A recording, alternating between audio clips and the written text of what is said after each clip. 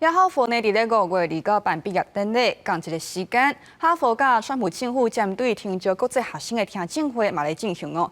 今嘛，川普是讲无要随撤销哈佛收外国学生的资格，会改行行政诉讼，互哈佛30天来提出说明。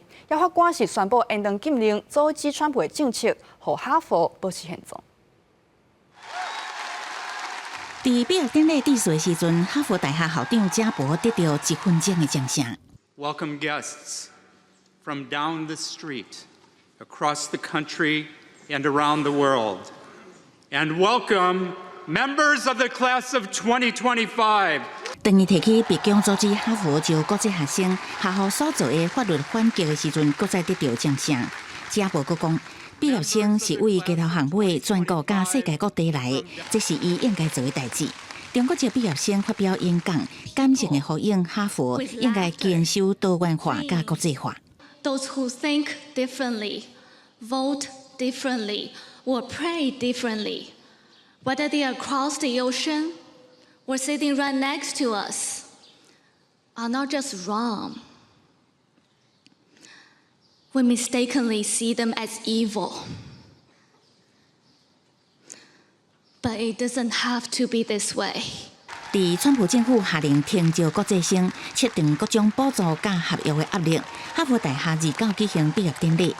美国国土安全部是要求哈佛爱伫30天内提交书面反驳资料。美国国土安全部长诺姆伊伫社群平台批评哈佛无重视美国人民乱用纳税人资源，并认为哈佛必须改变作风。 不过，美国波士顿联邦法官是伫29宣布，会延长对川普政府撤销哈佛招国际生的临时限制令。这项裁定，让哈佛会当伫诉讼期间继续招国际学生囡仔甲学者，避免对学生的签证甲学业造成立刻的冲击。有哈佛大学的校友认为，那所学校会当较早站出来，代志无定着未发展到这个坎站。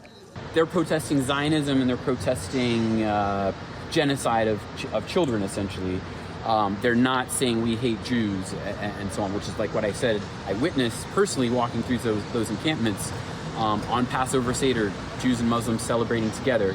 哈佛大学发言人表示，法官的裁定，让学校会当持续保障国际学生甲学者的权益，强调因是哈佛学术使命重要的成员。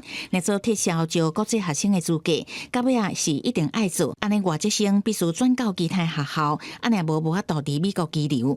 目前国际学生差不多占哈佛学生囡仔总数的27%，影响的层面不只看。公司新闻郑伟仁编译。